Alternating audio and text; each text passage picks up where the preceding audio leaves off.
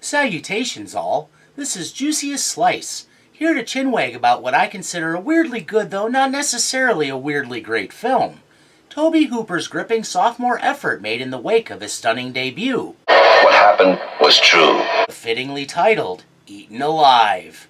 Thank you to anyone taking the time to check this out. I deeply appreciate it. As follow-ups go, this one would be pretty good had Hooper not directed one of the best horror films in history right out of the gate, so this picture suffers from not being able to rise to such a high watermark. But I would argue it's a compelling work nonetheless, with a greater depth than is often noticed upon first blush. So what do you get when you take a warped man using a man-devouring animal to meet his own nefarious ends? In the late 90s you get the jungle horror Anaconda, and Jon Voight's wacky performance. But if you look back to 1976 when Gerald Ford was president for reasons, Stop it now, boy, bad president! You get Death Trap, aka Horror Hotel, aka Eaten Alive.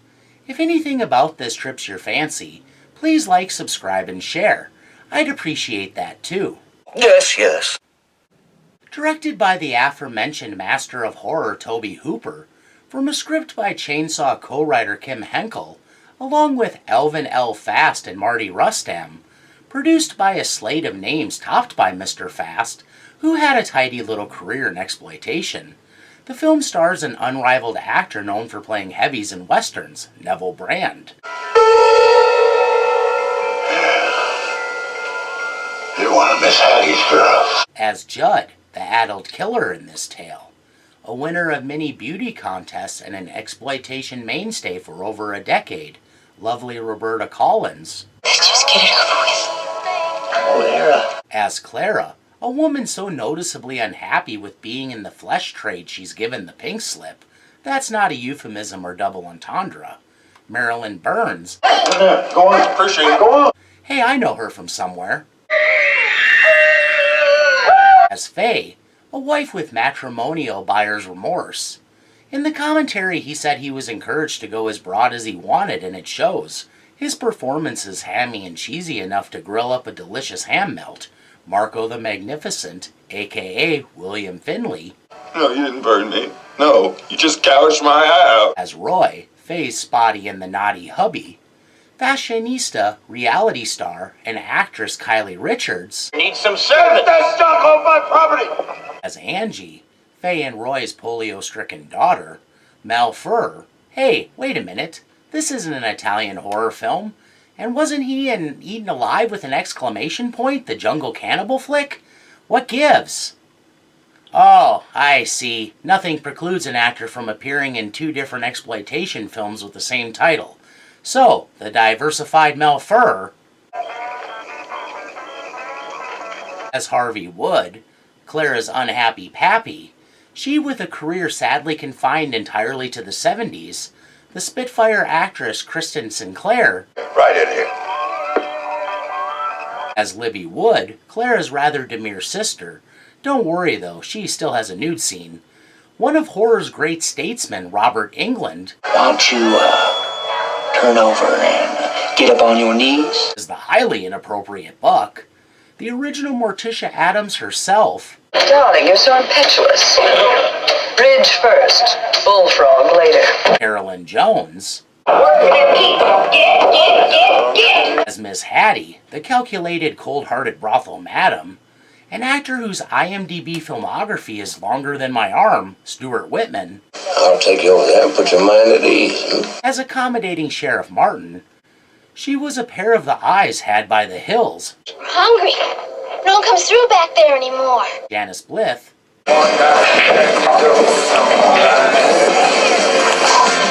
As alluring sexpot Lynette. And a series of so-so, only okay, various size practical effects.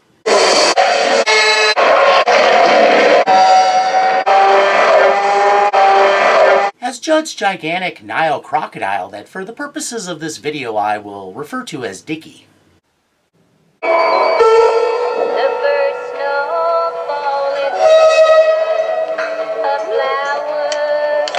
Eerie music transitioning to a squalid room in a seedy horror house somewhere deep in the swamplands of rural Texas, and a crude man unbuckling his belt. The film gives us a heads up straight away we're in for a lurid wallow in the mucky muck. A pre-burning Freddy Krueger. Besides, I sort of thought we could try something new. Implores, then demands his selected lady of the night, poor misbegotten Clara, engage in a very unwanted act. What do you mean? I got a surprise for you. No. No, damn you, I'm not gonna do that! Feeling a few dollars isn't worth her last slice of innocence, when she refuses, Miss Hattie is involved. The madam takes Buck's side and deems Clara unworthy of horrordom. I would never guess the criteria so strict, and suggests it would be in her best interest to vamoose post haste. So right off, this is a world without hope or decency, where a man can break the agreed upon deal, and the woman is somehow at fault, and deserving of being run off when she should have autonomy over whether or not she's plundered, where she wants not to be plundered. That's not good enough. In the dead of night, her options are very few, and a kindly lady thinks she's helping by directing her to the Starlight Hotel, but warns. Just don't go down there and tell him that you're from Miss Hattie's. Judd seems at first glance a fine enough fellow, if a little leering. And tells her about his companion, an enormous crocodile he keeps right outside the hotel. Old crocodile not the same. Out on a horse.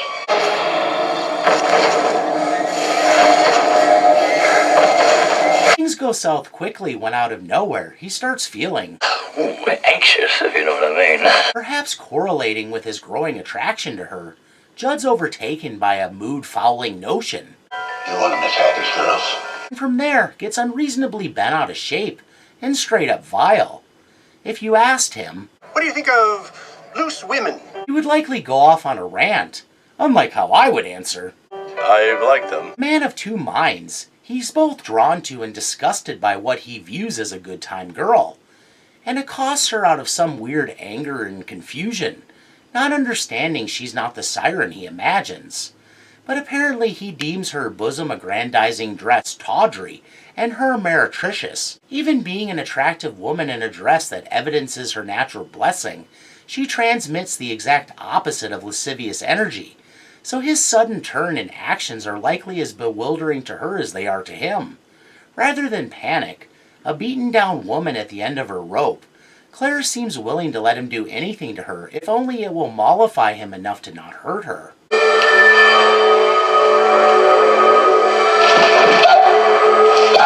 But he's too demented to have relations with a willing enough woman, forcing a more violent altercation.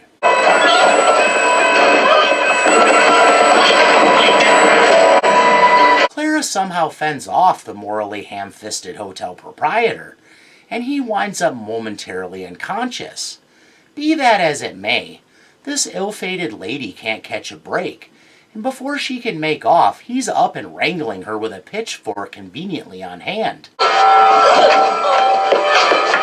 Since unseemly Judd, is incapable of pounding her any other way, she ends up taking a brutal pounding from the pitchfork. And tragically, all because she was determined to avoid a pain in her stink wrinkle. If this whole escapade isn't a pain in the derriere, I don't know what is. Judd seems momentarily mortified by his shameful actions. And quickly, before Clara has even perished from his onslaught, as if disposing of so much refuse, flings her into the swamp.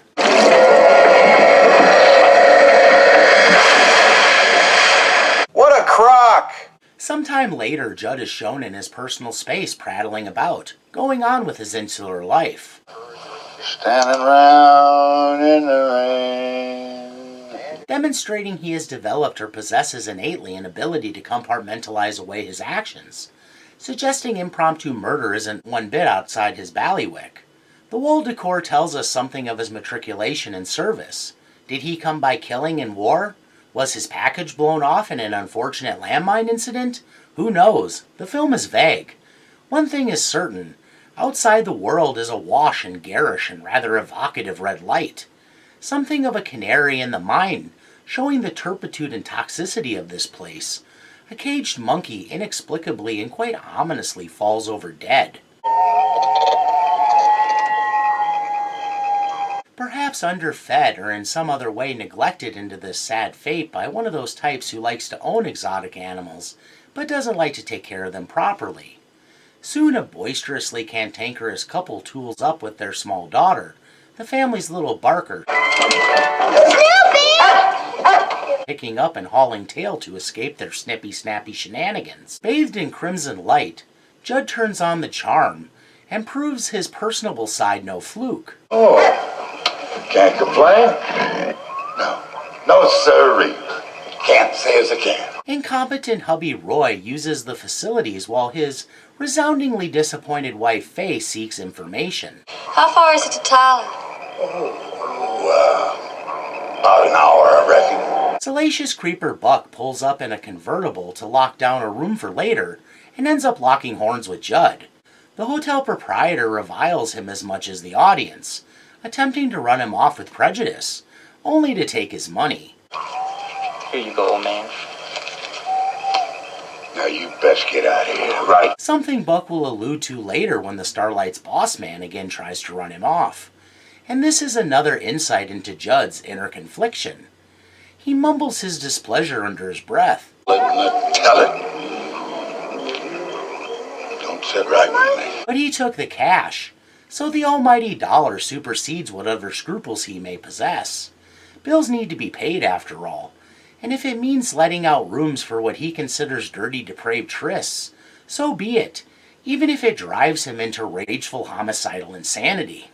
In one of those life is tragic and can be quickly turned on its ear sequences, little Angie discovers the unfortunate monkey. Dead, Mommy! What, sweetheart? What's the matter? The little monkey's dead! Only for this disturbing happenstance to prove a harbinger or omen, transcending to a truly traumatizing event when Dickie gobbles up Snoopy.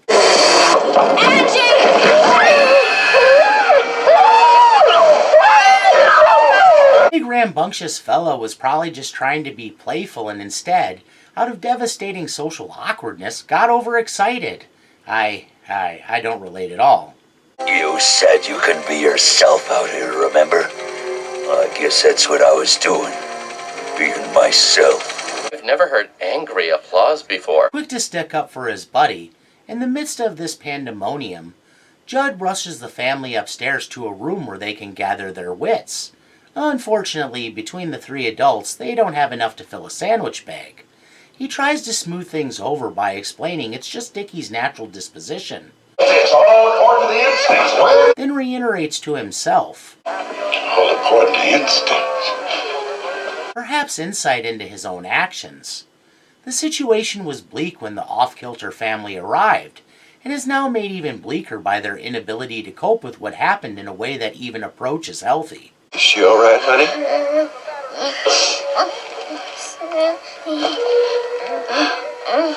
Do you expect? To cope, Faye pops pills, while Roy goes wobbly in the noodle. You leave a noodle in the water too long and it gets soggy. I think that's what we're seeing in regard to Roy.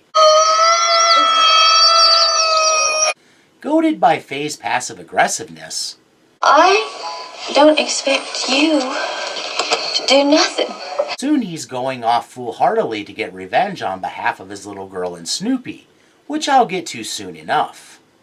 Meanwhile, out of the blue, Harvey Wood and his daughter Libby show up, soliciting rooms and inquiring about Clara, as they're her father and sister respectively, and would like to know if Judd has laid eyes on her.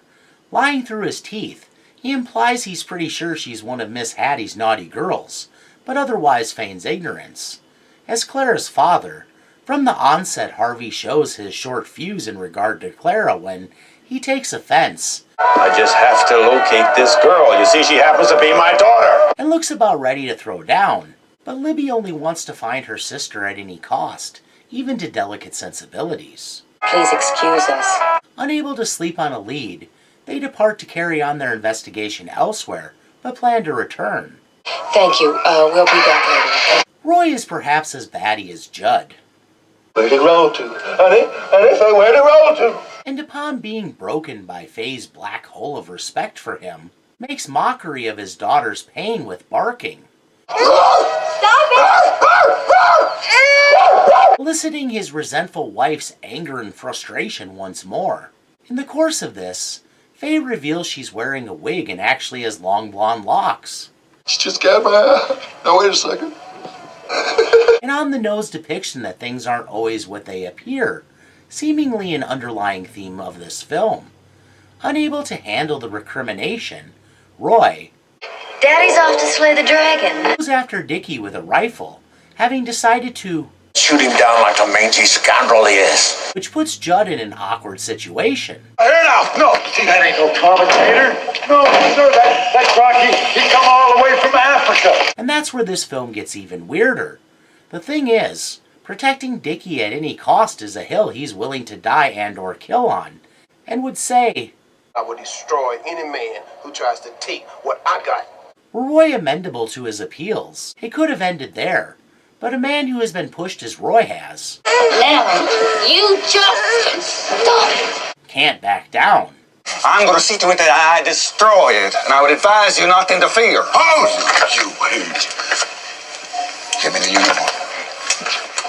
Give me the uniform. Which means only one thing can happen, the ballyhoo of a life or death struggle. Roy gets off a shot.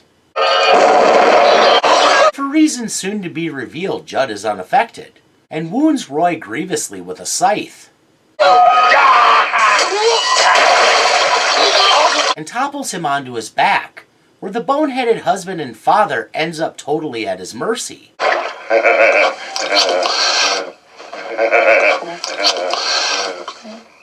About to deliver the death blow, giving even Judd a start,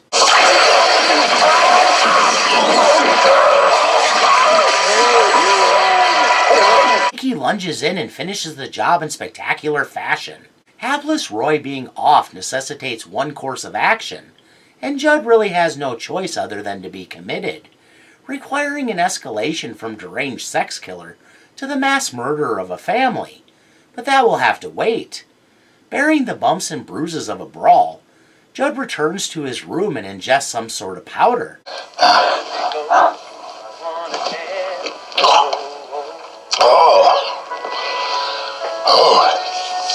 Which he refers to by name.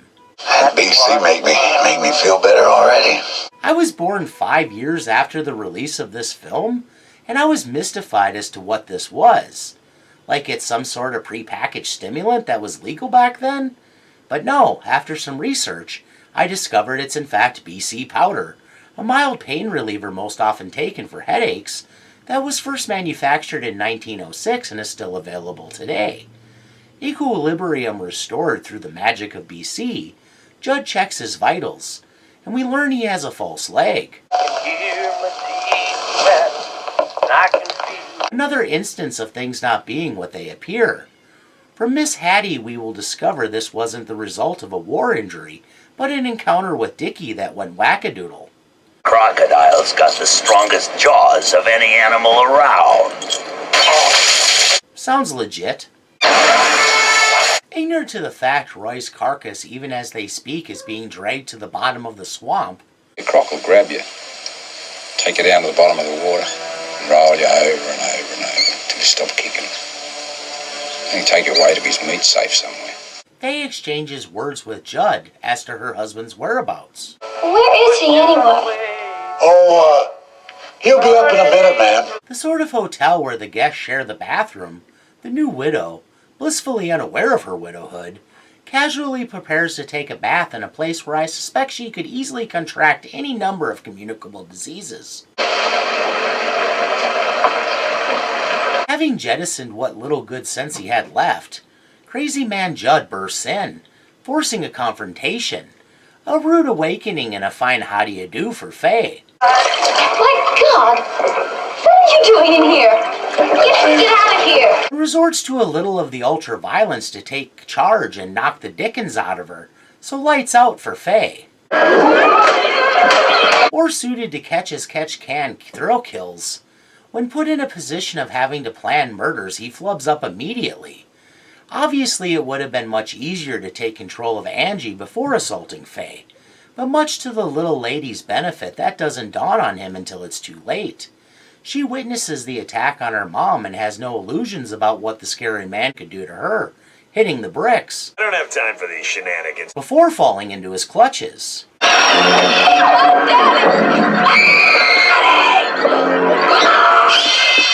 Despite being encumbered by leg braces, Angie can move and eludes Judd all the way under the porch.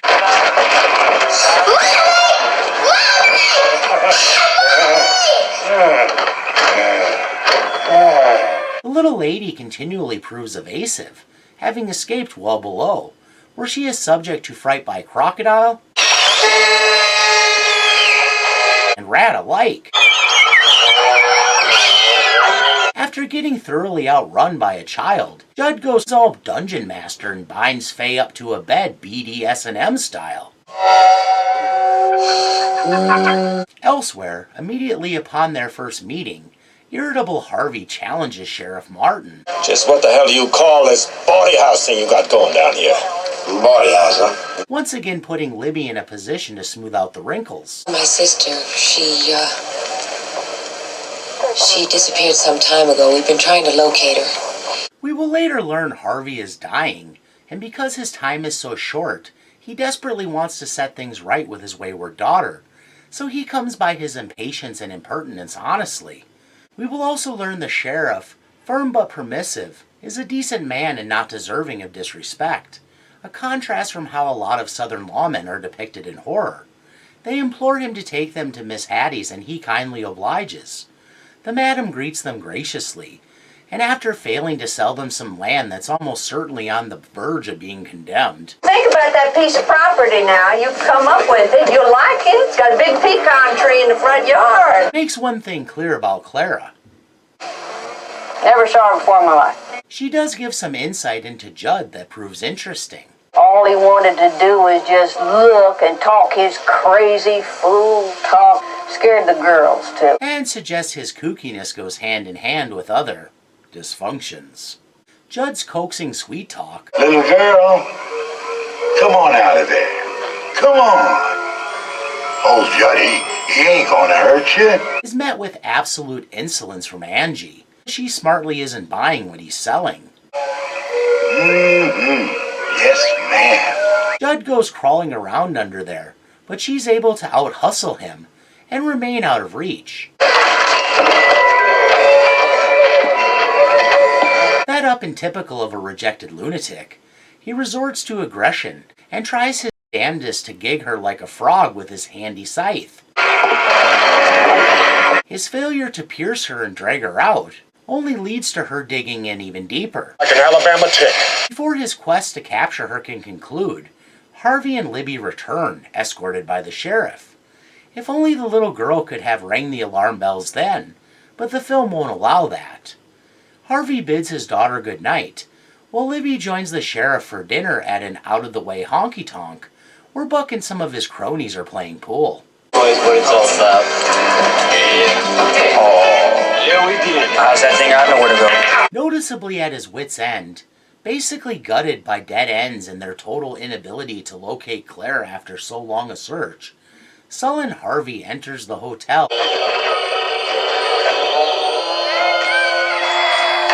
only for his ears to perk up when they detect Angie's anguished entreaties. What is it?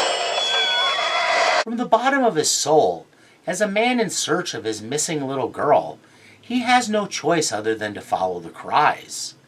This could have been something of a validatory moment for Harvey, had he been able to play hero. Certainly the next best thing to reuniting with his daughter, which we know is impossible anyway. But Judd swoops in with the scythe and ends the possibility of any redemptive action with a single well-placed impalement.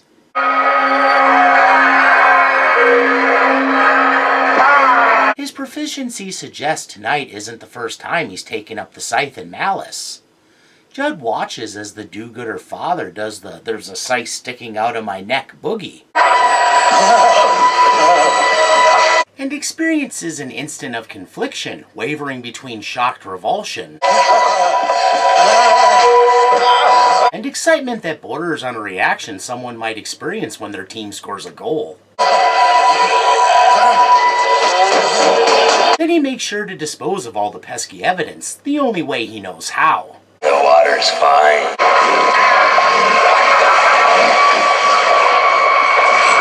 Of course, Dickie is always willing to accommodate his whims. Buck's out to carouse and must be one of the biggest horn dogs ever. I'm guessing he missed out on his natural porn calling only because of lack of endowment, which is saying something in the 70s. I surmise this because he only seems to sleep with prostitutes and much younger ladies, as if the prospect of taking his pants off in front of a normal adult woman fills him with dread. Maybe I'm just reading into things because the guy is a real turd nugget. The sheriff gives him the bum's rush from the bar, and he hightails it with his lady for the evening, Lynette, back to the Starlight. Judd does his best to force Buck and his concubine to vamoose, but he's roundly ignored. You took my money, you old fart. Now I just may have to do what Miss Hattie says. Take a stick of dynamite and shove it up that old croc's ass of yours. And Lynette even accuses him of making a ruckus while ultimately being a big softy. I'm pretty sure she was referring to his manhood. As all this is going on, Faye struggles futilely on the bed. Her pleas and rattling doing little because it just sounds like another couple testing the bed springs, which is wont to happen in cheap hotels like the Starlight. For instance, Bunny's about to bunny, even when they're able to hear Angie's distressed cries. What's that? That's nothing, come here. Just don't pay no mind. Buck would prefer they continue on to his premature ejaculation. Considering what happens, what would 5 to 10 more seconds have meant anyway? But Judd cranks the radio up too loud in an attempt to drown all of it out. Faye's struggles, Angie's cries, and the Randy couple's foreplay, sending Buck out to ascertain what's the hullabaloo, perhaps fearful his short-stroke rhythm will be thrown off, and likely saving Lynette from a pain in the stink wrinkle. This is the best way. Buck follows Angie's cries to the edge of the porch. Judd is having none of it. I told you to get. I said get and get. Did you hear that? And flies off the handle into one of his patented rages, resolving to give old Buck the old heave-ho into the old drink. Or as it's known in these parts, Dickie's feeding pool, which, incidentally, is the name of my sex tape. For the muckiest muck of the film, Buck gives a valiant effort, but is outmatched in the end.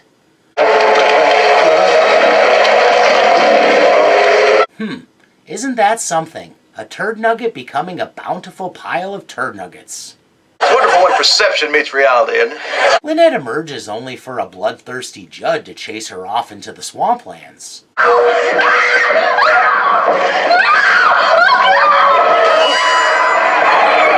Fleet of foot, she is able to flee as fog closes in and Judd loses sight of her, sending him into a tizzy as his inability to think ahead once again leaves him in the lurch. Showing the importance of timing, as this is happening, Libby returns to the Starlight and notices nothing amiss, though Judd is nowhere to be seen. Thinking nothing of her dad being absent because he had been planning to turn in, she prepares to do the same. In the exploitation tradition, a perfectly reasonable pretext to put a good girl's assets on display, she of course in preparing to go to bed has an excuse to strip to her sexy panties and bare her breasts. This being the lead up to that illuminating event.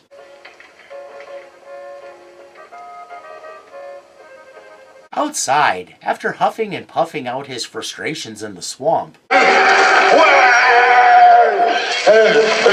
Judd trudges back to the hotel dejectedly after losing Lynette to a passing motorist.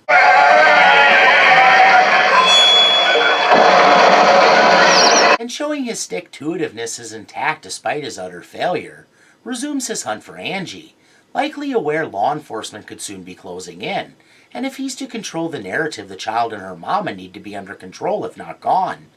As a business owner, he could probably get away with lying on Lynette and making her look like a crazy youth if he could clean up enough to divert suspicion. Failure's mounting. Judd begins to open up a pathway beneath the porch so Dickie can pursue Angie. Isn't that just like him, delegating because he's too ineffectual to pull it out himself, so to speak? With the big galoot wanting to intrude prematurely, Judd vigorously beats off his Dickie. Ugh, that didn't sound right. Judd discourages his pet croc with some effusive bludgeoning.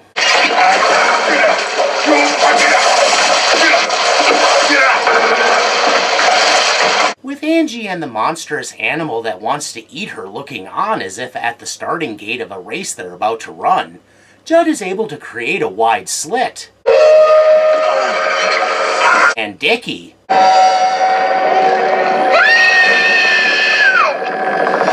slides right on in.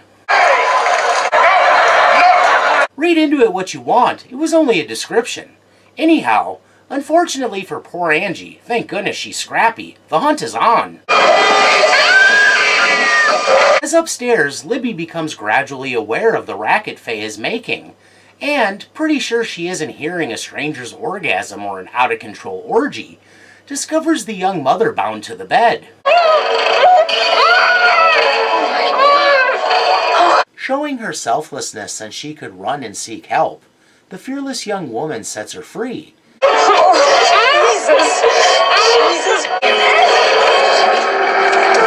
And they nope out of there, only to run smack into Judd. And he scythes Faye. With Dickie in hot pursuit, Angie is left with no other option than to try to vault the fence, where she gets stuck with the ravenous croc that ate her dog just below. As Faye lies in a heap, barely hanging in there, Libby once again comes to the rescue.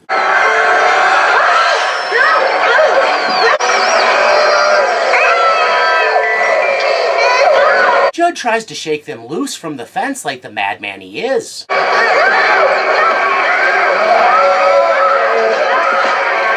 But his luck runs out as Faye, through sheer will of conviction and desire to protect her daughter, manages to give the crazy guy a hearty shove.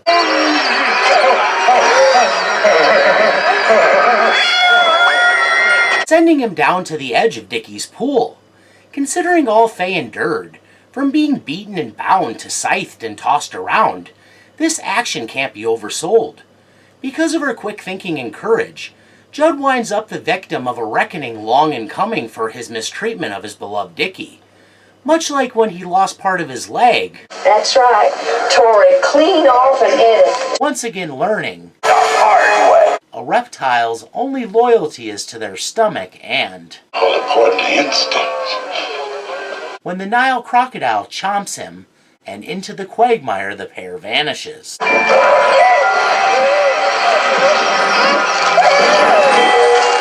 Instrument of villainy to impromptu hero, Dickie for the win. Maybe there's a spark of the divine in him after all.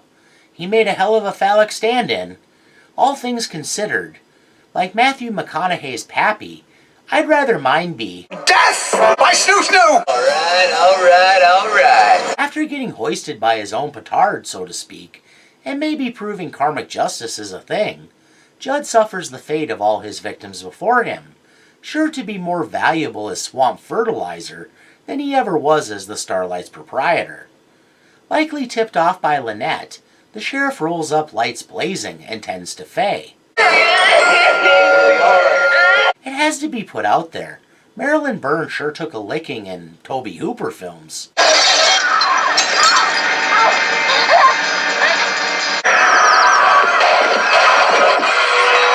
It can't be said she didn't always land on her feet.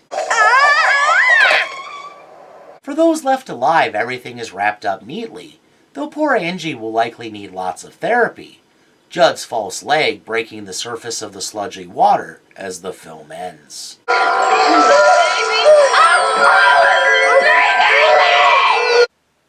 So, what's this dive into the silt, mud, and algae with a swirl of blood getting at, and it's no human is at the top of the food chain when a crocodile is around sort of way? A film not so much hated as misunderstood, and a disappointment compared to the Texas Chainsaw Massacre to boot. It received the kind of reviews that deter the non-horror audience, but perks up the ears of a weirdo like me. For instance, after giving it a middling C+ ranking, Dennis Schwartz wrote that Hooper takes us down a different road than the usual trashy, macabre, and grisly horror flick doesn't make it a special film worth seeking out. Just something that those with a morbid curiosity for the unusual and sleaze might not be able to pass on. He's not wrong, but he fails to acknowledge that for all its faults, it's a film of death that ultimately emerges as a weird and wonderful character study that invites us a glimpse into the troubled life and sad ending of a misanthropic, morally confused, and broken veteran whose id extended beyond his likely ineffectual penis to his pet crocodile. Did you just figure that out? A Hooper hallmark, the film plays with illusions and appearances. Nothing is what it seems. The kindly hotel proprietor is a maniac. One of his legs as wooden as isn't his, well, never mind. The hotel seems a fine old place. Safe. Not the safest, maybe, what with a massive crocodile on premise. But safe enough. But is in fact a madhouse where the one inmate also runs the show. The horror is a fallen good girl from a stable family with a strong patriarch. The lawman respects individuals more than the law. The madam has a heart of lead she'll sell to you as gold. The nice-looking nuclear family consists of an addict, a man off his rocker, and their unfortunate, likely confused daughter, who is a sufferer of a debilitating disease, but can nonetheless crawl around like a trained combat soldier and give an adult man the royal runaround.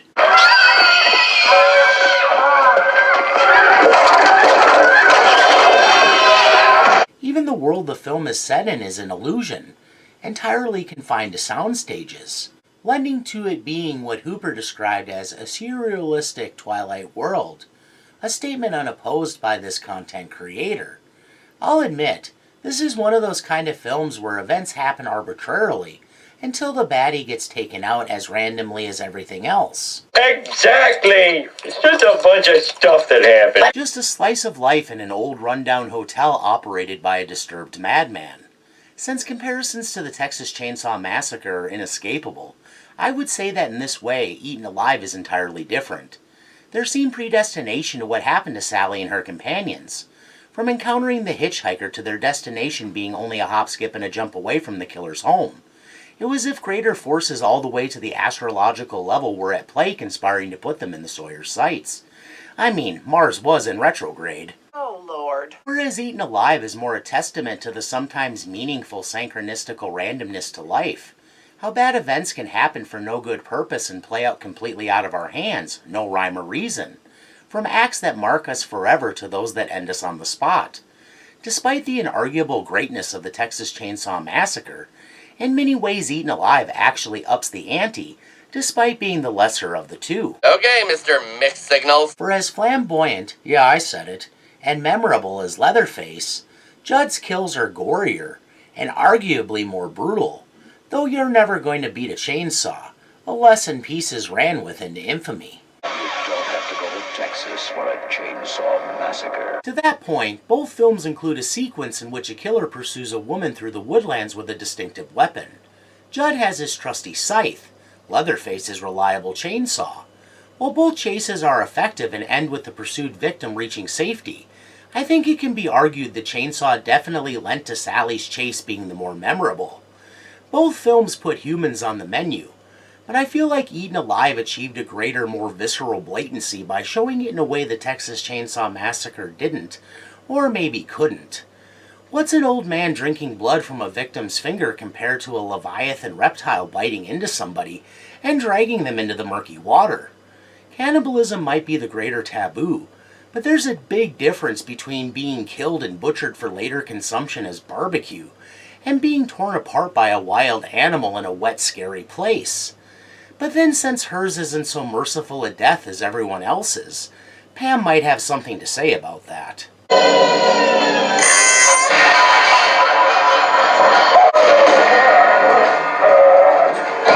This film in addition puts several sets of breasts front and center while the Texas Chainsaw Massacre provides no nudity whatsoever. This also had a higher body count. I think it comes down to nuance, structure, atmosphere, pacing, and a trio of bizarre killers with a decrepit grandpa that makes the Texas Chainsaw Massacre more special, though Eaten Alive doesn't deserve to be dismissed. You're all over the place. Judd makes for a strong villain because he's unpredictable but undeniably human.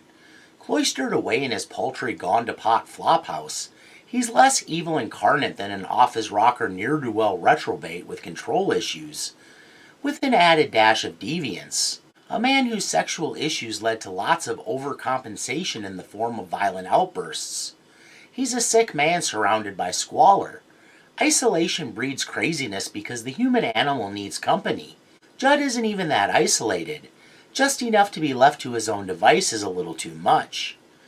As fusty fleabag hotels go, the Starlight is particularly grungy.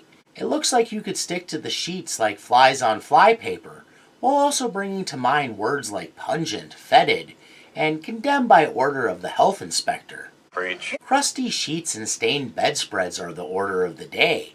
In every room a blue light would certainly reveal a Jackson Pollock nightmare of expelled genetic material. The believability that anybody other than the most destitute and desperate would ever stay in such a disheveled place is neither here nor there, since this is obviously a melodrama playing with archetypes rather than reality. It seems very unlikely Judd could operate a business, but that's neither here nor there either, nor that Judd's final night of operation would be so busy when it seems doubtful such a repellent rat's nest could maintain any business. Judd represents the archetype of the man who, left to his own devices, slides inexorably into insanity, but not the type that gets you off the hook in court. Whereas the Sawyer family in the Texas Chainsaw Massacre represents familial degeneration into barbarous acts egged on by one another, Judd stands alone and could have used a friend or family member to help him, to stage an intervention before his sadomosexual psychosis led to murder. Running a hotel off the beaten path, if not another offshoot of the Sawyer clan, Judd could well be Norman Bates' weird cousin, especially since he reacts negatively to arousal, though I doubt Norman shared his, problems. Judd bursting with animosity symbolizes when impotence inspires deviance. Proving defilement isn't always about penetration. His mind is something of a rat king. This contest of wills is not over yet. Not the Rat King, a Rat King. One of these unfortunate situations of doom.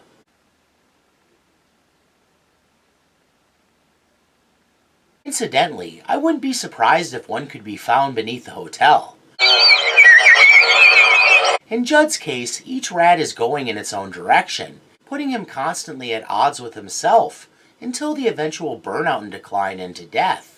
Stunted emotionally and psychologically, his backward views lead him to deeming women he's attracted to morally loose, and lays all the blame at their feet for his confusion and awkwardness. He clearly has the hots for them, but since he can't do anything about it, he scapegoats them for contrasting feelings caused by his desire and excitement, battling his ineffectuality and inability to perform.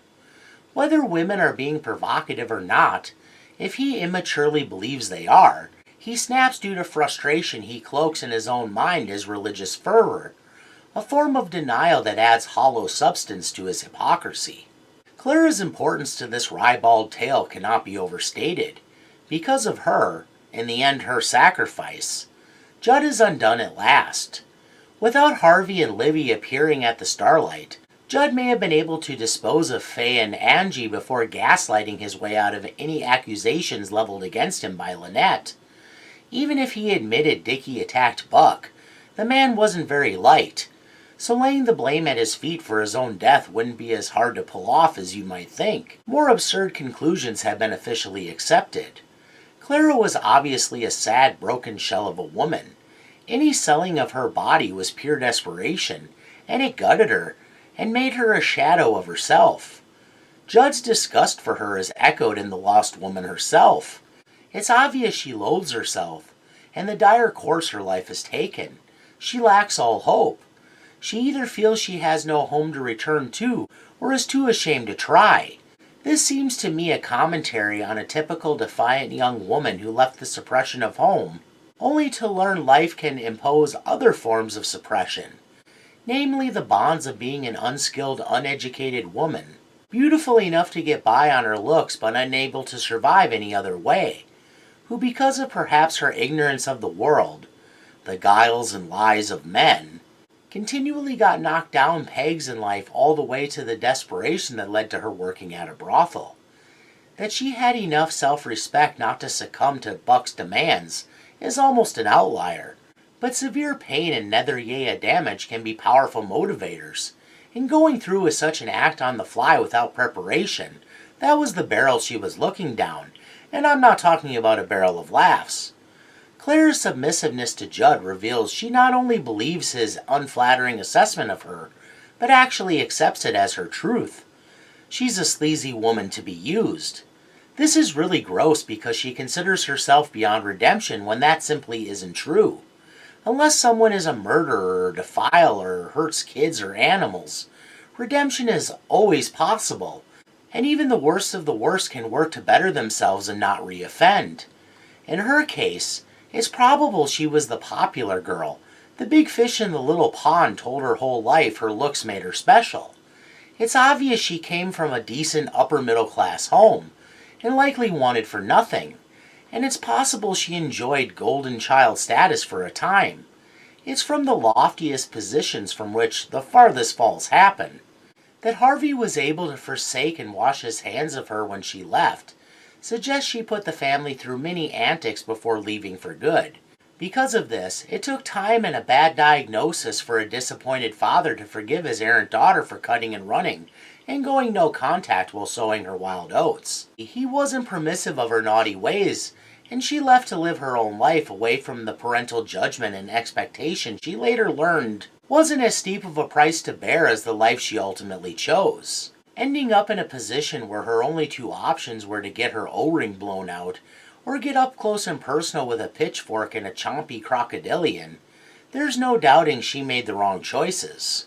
So she acts as a cautionary tale, to curb impulses to rebel too far because sometimes total freedom away from a family unit comes at too high of a price. Without a safety net in life, she fell into the waiting maw of a primeval monster. And whatever was her squandered potential was lost forever. If Judd were a good religious man or even just a decent person, he would have recognized she could use a kind soul to help deliver her from the doldrums into which she had fallen. How wonderful a reunion could have occurred had Judd taken her in for a little while and let her work off room and board without getting all weird.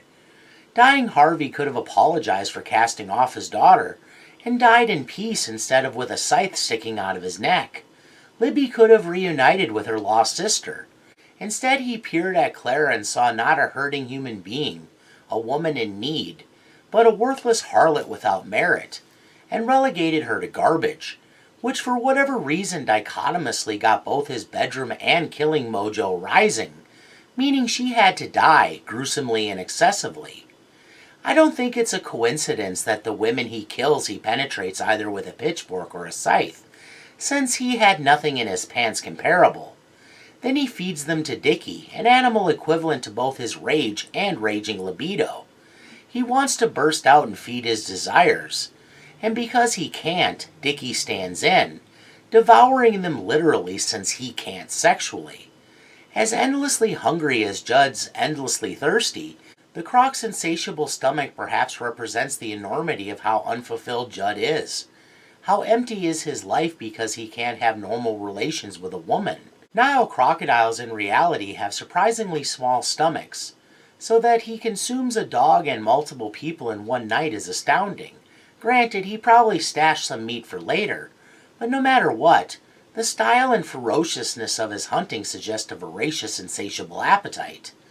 Killing may give Judd a sense of power, but it doesn't get him off or leave him satisfied. The thing is, it isn't what he wants to do. His reaction of revulsion shows that, but his abnormality makes it the natural course for him, because he lacks another source of release or means of control. Scary good at getting the upper hand and killing, until the end when his luck runs short, Judd has an amazing way of just kind of bumbling his way through and coming up aces, like he has an intrinsic and handy instinct to prevail in mortal struggles. But I've always been lucky when it comes to killing folks. If only he had the redemptive qualities of William Money. Wait a tick, did William Money have redeeming qualities? It might not be horror per se, but I may need to talk about Unforgiven at some point. But I digress. Judd's killing is so impulsive and reflexive, I gather he was quietly making people disappear for years, and somewhere not so far away some sunken cars could be stirred up in the swamp. Judd's lack of carefulness suggests he has only gotten away with his actions for however long because he's homebred, and it's an area where people mind their business and ignore oddness while deflecting strangers at every turn. He might be an odd duck, source of scuttlebutt and ridicule, but he's a local, therefore they're odd duck. I won't go too far into this, but something must be said of Angie's awful purgatorial journey. An element I also mentioned in my Silent Night Deadly Night video, this poor girl experiences a child's worst fear, parental failure. First her father goes off half-cocked, the other half was in a jam jar of formaldehyde and Faye's makeup case, and gets removed from the equation. Then she witnesses her mom getting beaten unconscious, snatching away all sense of safety. What does she do? To avoid eradication, she cunningly escapes a demented troll into a sinister and deplorable underworld, and faces death in the guise of a toothy monster that could swallow her whole. I can only imagine the fear she felt, unsure of her mom's fate, hunted by man and beast, yet she never gave up. And though in the end she had to be saved, sister solidarity to the rescue, still a powerful message of tenacity and perseverance. In final analysis, Eaten Alive is about a sexually defunct man in Judd who, to feed his unfulfilled desires, will ambush any woman he deems libidinous, and has no qualms throwing them to his pet crocodile besides. Why? The thing is, for Judd, 2 + 2 would always add up to 3. This guy with math, huh? He's twisted, not just mentally but like a coil ready to spring. I doubt had he survived his carnage jamboree, he ever could have come out right on the other side of whatever horrors or trauma warped him to a state of abstract offness. It's appropriate that his glasses are shoddily repaired. They make a perfect analogy for his brokenness. The way the craptacular starlight itself is kind of a perfect analogy for his dirty and disordered mind. How there were 2 sides to him held together by a flimsy piece of tape. That is his outward personality, binding together a hidden sex maniac and repressed religious nut. In the end, I pity the fool. Because he amounts to a sad waste of a life, one who toiled away his gloomy reclusive existence in a lonely nowhere backwater, given license by circumstance, since the film is also shining a glaring light on a time and place, when people minded their P's and Q's, and where they evaded the inquiries of outsiders, allowing for a killer to go unnoticed until his cockamamie actions were too obvious to ignore. The film might also have something to say about exploitation as a whole, of women, of institutions, of children, but animals specifically. The monkey keels over dead in a small dirty cage, alone and unloved, little more than a prop. Taken from his natural environment, the crocodile isn't wicked but is used for evil acts, and only proceeds according to nature, but would be branded by many as malevolent. Judd uses Dickie to kill and dispose of bodies without a thought to what he's really doing, abusing a displaced animal far from where it originated and others of its kind. Nile crocodiles congregate, they travel distances, they breed, all stuff Dickie is denied. I'm happy that the big galoot wasn't killed on screen. I quixotically like to think he was shipped to an animal rescue, and not euthanized. I'm guessing in Texas it would be a 50-50 wager, and came down either to a coin toss or an oil tycoon stepping in. Please, only take on the huge responsibility of exotic pet ownership if you have the means and knowledge to take care of them properly. Even Faye and Roy are shown to be irresponsible animal owners, and they only have a dog, perhaps the most common pet. Allowing Snoopy free rein to run around the starlight was tantamount to letting him do the same in traffic, which led to his death and devastating trauma for their daughter that snowballed into many more traumas because of how they chose to deal with the situation their negligence created. Maybe a message about poor parenting too. In this instance, I wouldn't be surprised if an anti-animal exploitation commentary were intended by Hooper and Henkel, since, as Rob Egger argues over on his channel Collative Learning, the Texas Chainsaw Massacre is very well one of the most definitive anti-meat messages ever put to celluloid. Does eating alive brush greatness? Your silence speaks volumes. I don't know about it being great, but I think it bears importance for having messages laced throughout, a solid premise, and being the work of the late great Tobe Hooper, a man whose career in horror belied his gentle demeanor, and who deserves a lot of credit for having a hand in shaping the genre's evolution. It's well worth a watch if you don't mind to wallow in the lurid, garish, and redly lit. Holy moly, I think I've reached the end of the rope, so I won't leave you dangling. If you made it this far, thanks for listening to my ramblings. Please share any refutations, opinions, accusations, japes, or other ideas in the comments below. And please join me next time, when I go from the muggy swamp of rural Texas to the wasteland of late 1990s suburbia, and discuss quite a lurid little thriller in its own right, the film that made Julia Stiles a femme fatale, the aptly titled Wicked. And just remember, I told you to get... Bye now.